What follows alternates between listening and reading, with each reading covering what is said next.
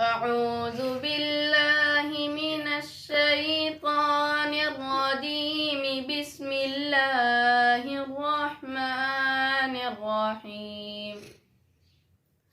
وجاهدوا في الله حق جهاده هو اجتباكم وما جعل عليكم في الدين من حرج ملة أبيكم إبراهيم هو سماكم المسلمين من قبل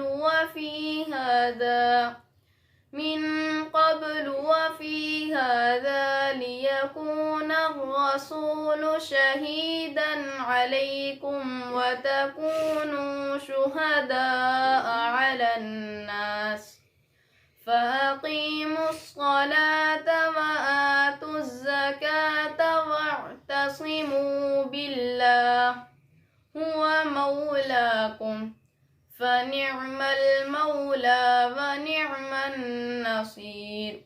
صدق الله العظيم.